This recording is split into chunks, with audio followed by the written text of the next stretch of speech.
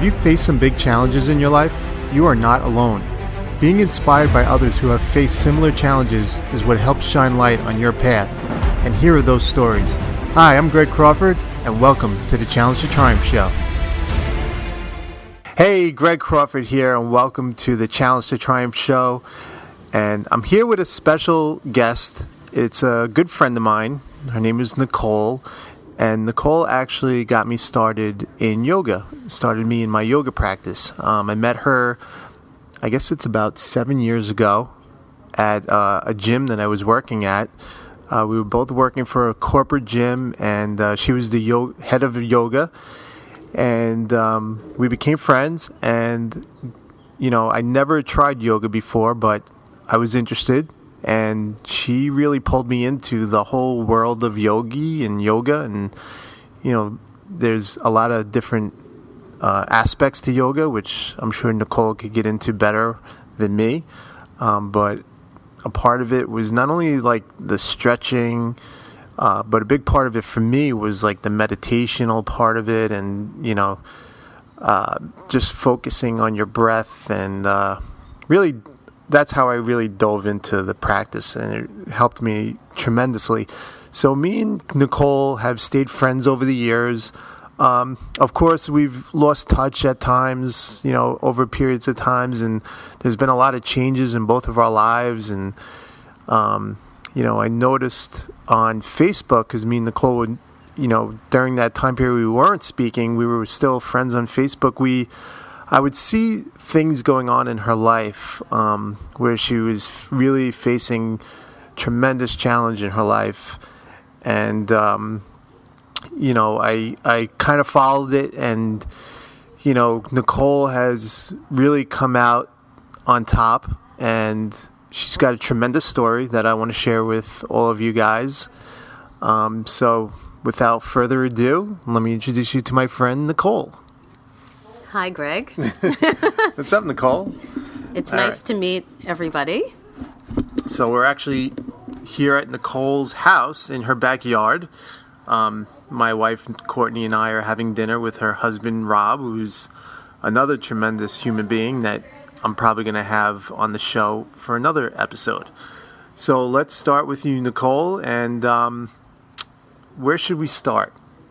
Well, I think most of my clients, so I am a yoga therapist, and I also have a corporate job at the same time. But many people, whether they're my yoga clients or my contemporaries in the business world, will ask me, how did I get started with yoga and why?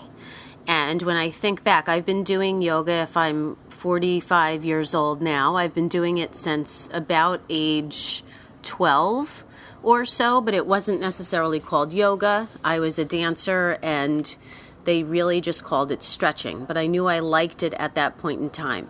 But as years progressed in my life, I, for whatever reason, in college decided to take a course in yoga.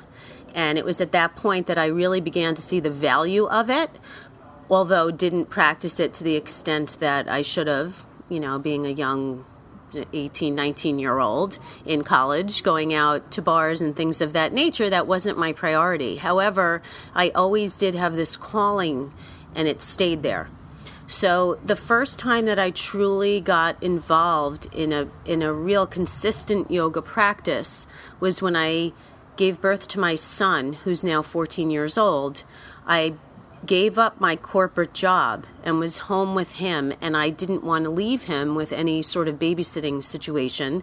So I began to do yoga through videotapes and things like that while he would take a nap. And then that evolved, and the first real moment in time, and it's important for me to explain this to my clients as well, how yoga, yes, it was a physical exercise, but then it became much more mental. So when my son was 2.5 years old, or he was really about 2, I became pregnant again, unexpected, and obviously proceeded on with the pregnancy, but at about 23 weeks found out devastating news that the baby was not going to be born healthy. And my husband and I had to make a choice. And at that time, it was in our best interest and my son's best interest to not have the child. So I was faced with a situation at that moment of, is having my one child enough? And yes, it was, to give up this other child that was, alive. And it was a very difficult decision for me. But after several weeks of contemplating and having, honestly, a time clock, because there was limited time to deal with this, we decided to terminate that pregnancy. It was after that happened that we had to move. We had lived in the New York, New Jersey area for all of our lives. We had to move to Pittsburgh, Pennsylvania. And I was alone with my son while my husband was in training because he is an orthopedic surgeon, and we had a lot of alone time. And I was very upset about the loss of a child while dealing with a 2-year-old. So I entered this yoga environment. And I met a woman that became my inspiration at that point, and she truly brought the meaning of doing yoga physically to me, because I was into cardio and running and weight training, and I really didn't understand the value of yoga. And was there like a moment, was there a time where you were like what brought you to? There had to be a moment where you will, because that's a pretty tough thing to deal with. So was there a moment where you were like, I need to do something for myself to mentally? Yeah, I mean, I thought at that point in time that physically I thought I was in great shape. So I said, I'll just add this supplemental yoga practice a few times a week to stretch and to maybe mentally calm me down, because I started to feel like I was having anxiety. I started to feel like because doctors were telling me I would never have another child again, and that was upsetting to me. While I accepted I had a beautiful son, I wanted more than one child. So I was dealing with the stress of that, and literally doctors telling me something's wrong with your cycle, you're not going to be able to have any more children. And the choice that I had to make to give up a child so far along in a pregnancy was very upsetting. So nothing was truly calming me down. And while I come from a family where my mother is a psychologist, my father-in-law is a psychiatrist, I had a lot of mental help, but I still didn't feel that sense of connection or help to myself. So what I did by entering this yoga class at first, and then I started to go to this woman privately, was a totally new connection with my body and my mind, and how I was in control of what was going on mentally. And the long and short of that whole year, because for 1 year I was doing this while living in Pittsburgh, was that I actually did conceive and had a very healthy daughter while living there. And what it showed me was I needed to let go of some thoughts that were holding me down, behaviors that I developed for no reason at all. And I realized the importance of yoga in my world. Mm-hmm. And that was the moment in time where I decided I was going to teach yoga for the rest of my life. Now, I mean, just going back to that decision in your life, that obviously was a very difficult decision. I think a lot of people would feel like that guilt, that because they had to make that difficult decision, that, the universe would, I guess you could say, punish you for that. Mm-hmm. And you're listening to your story just tells me that that's not really how the universe works. No. Because in fact you ended up getting the gift of your daughter, right, who's healthy. And so I think sometimes we feel a lot of guilt with things like that, and we think we're going to be punished, where in fact that's not the case. That's true. And you're bringing to mind, that was the introduction to me and yoga.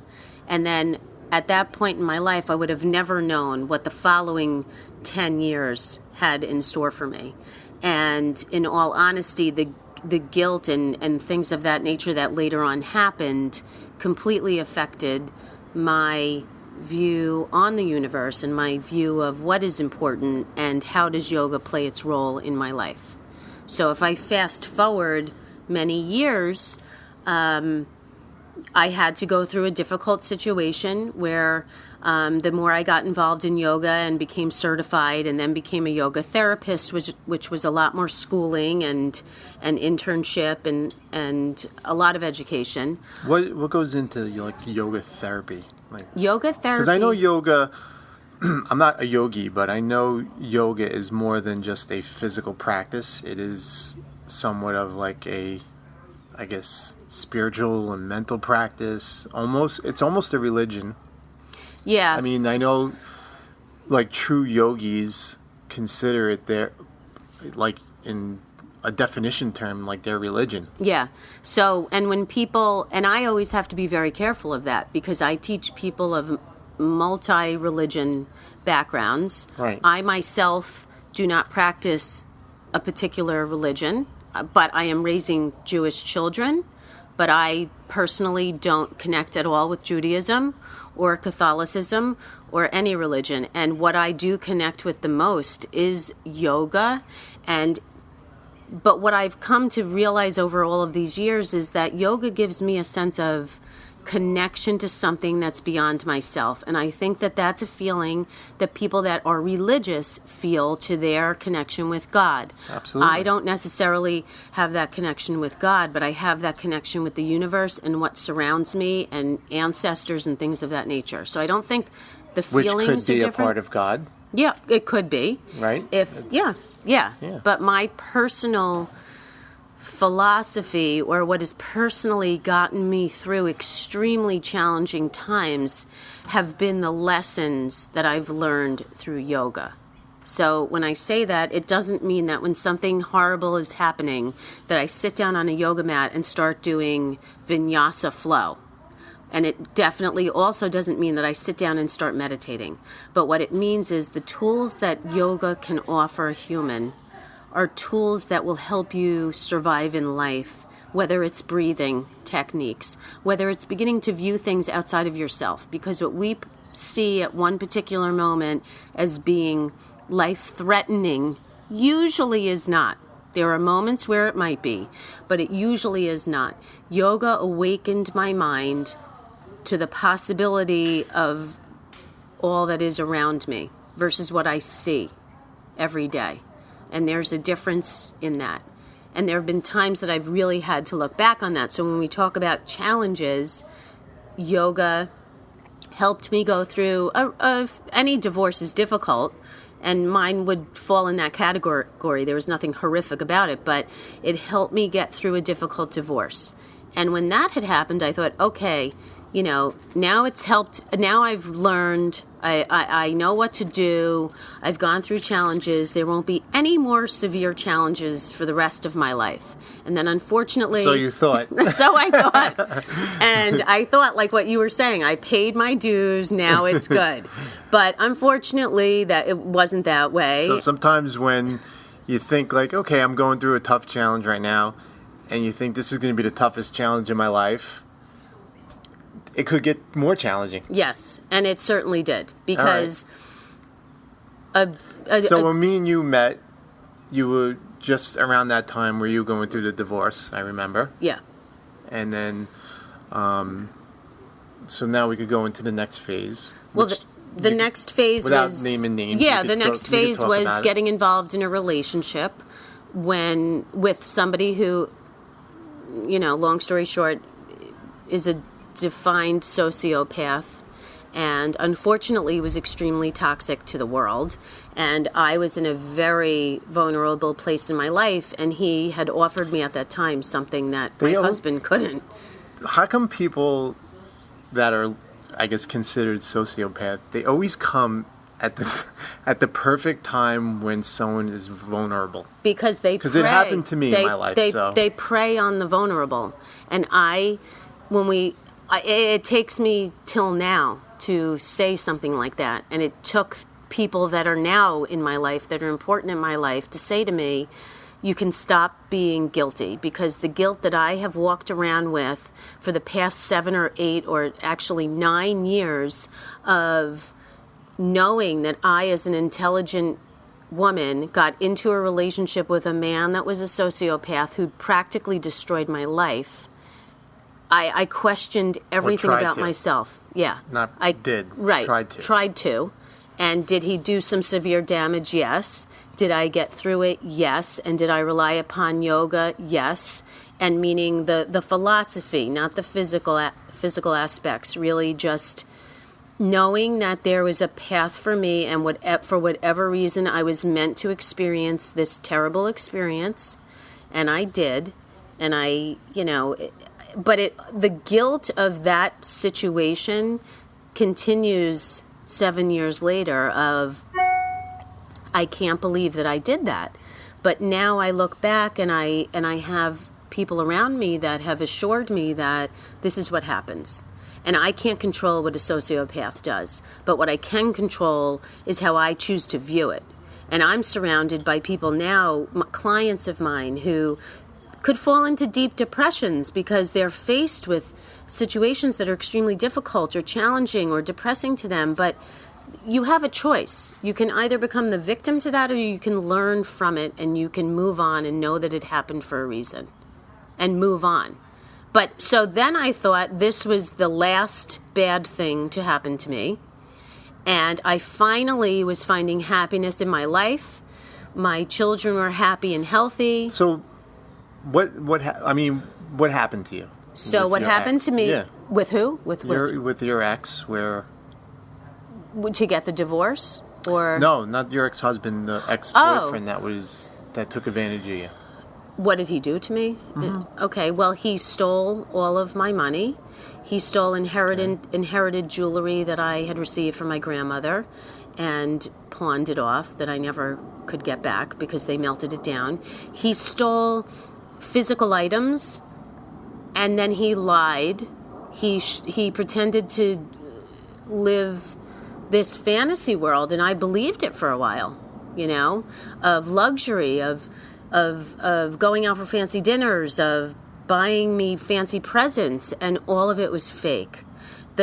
Honestly, the worst part about it was being lied to for a couple of years by somebody that I didn't think I had the ability to be lied to.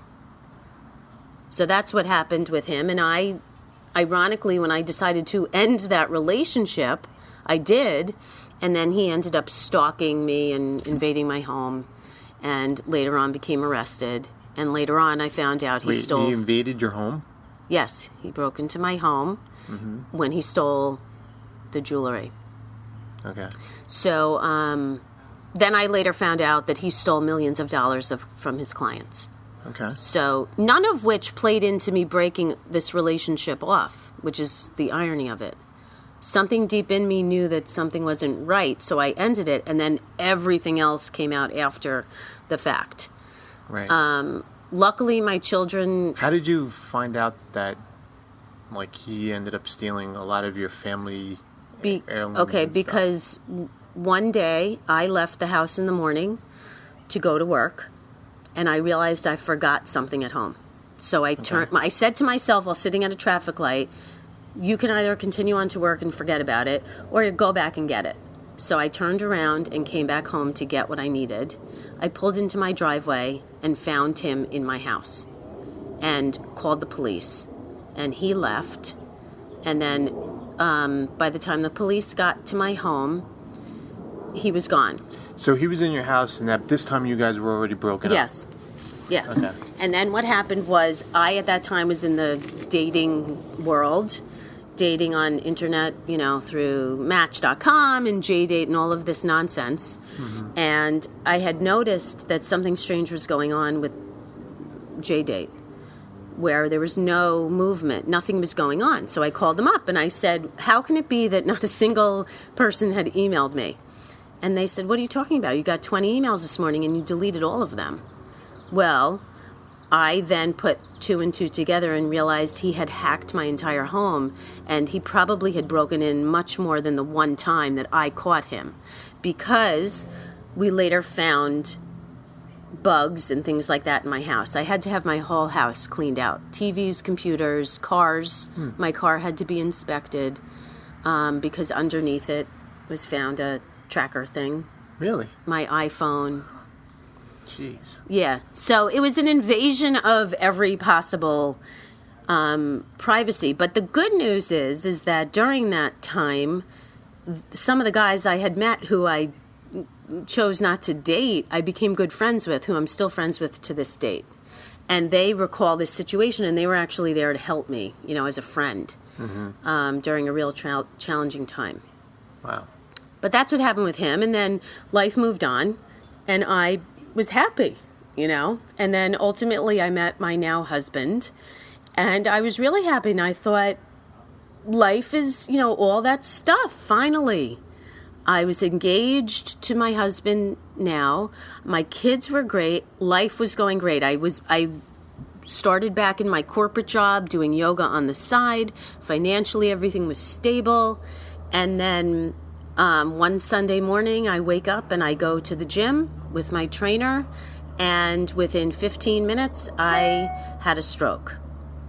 And that began the next chapter of my life. It was by far the worst physical thing to ever happen to me, and it was the most life-threatening because I really did almost die. So I don't know how many people that are listening to this have really faced death, but when it happens and you survive, you realize what is truly important in this world and what is not worth getting stressed out about. And it doesn't happen that quickly. I was in the ICU for a week and then was on bed rest for approximately 3 months and did recover 100%, lost no mobility, nothing ever happened internally with my brain, none of that stuff. I was very lucky. But what it was a warning sign that if you don't abide by the rules of how I need to live, then this could happen again. And at that time, I was way beyond my threshold of what I could deal with. I was commuting to New York City every day, spending 4 hours a day commuting, raising 2 children, recently engaged. It was just all too much. So I had to make some big changes, and that was 2 years ago. So 2 years ago, I decided I could no longer commute to New York City. My company was able to transfer me, thankfully, to our offices in New Jersey. And then it took me about a year of rehabilitation to truly physically get back into the game of life and to relax a little bit. And then I got married, and everything was going great. And I really thought, okay, things are going to improve now. And then I found out that I needed foot surgery. And I basically needed to get a bone and tendon transplant in my left foot. So that put me up for quite a while. And now it's been 5 or 6 months since the surgery. Didn't you mention the foot? Wasn't the foot thing connected to the, yeah. I think stroke, you thought? I think so, because I had 6 months before the stroke had a metal thing put into my foot. They took out a joint and stuck a metal thing in there. Okay. And I feel that it was all connected because everything happened on my left side. The stroke was on my left. The thing was on my left foot. And I do think it was connected. You combine that with the stress that I was under day to day, and my system just couldn't deal with it anymore. So, but I can tell you, when I came out of that hospital, and after many situations that happened while in the hospital and even home, sitting in this very backyard, the connections that I started to feel with the universe and spirits and people that have passed away, to me, speaking to me, I knew that it wasn't my time to die, and I knew that I needed to do whatever I needed to do to change my life.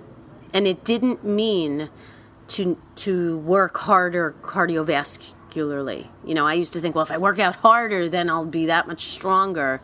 This really was about turning in internally. Doing less. Doing less, which is more called, like a yin yoga, where you're doing less and you're examining what's going on in your own head. Mm-hmm.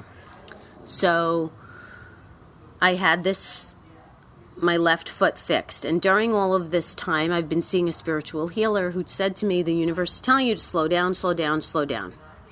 And unbeknownst to me, while in physical therapy about 6 weeks ago, I was doing more. And I now sit here, and I didn't even tell you this, I have a torn meniscus in my right knee, and I'm getting surgery in 10 days. Oh. To fix my right knee. Okay. So, yeah. But this is now the final straw. So... Just get it fixed before our retreat. Yes, I am. That's why I'm rushing to do it. But what I've realized is that I'm going to be thrown, and I think I'm done with the physical challenges in life and, telling me to slow down. But mentally, it's always a growth. And at the end of the day, when my clients say to me, how has yoga helped you? How, besides me coming to your yoga class and taking a great, strenuous class, what am I going to get out of this? And I try to tell them my life experience and how it has helped me. I will sit at a table and I will be able to come back to a breathing exercise. I will be able to make myself aware to what is right in front of my face, but I don't realize it. If we continue to function in life just going and going and going, we don't see the messages that are around us. And if we're not taking care of our body internally and externally and mentally, we're failing. So there has to be a happy medium to all of those aspects of health. I 100% agree. I'm not a yogi, but that's my philosophy too.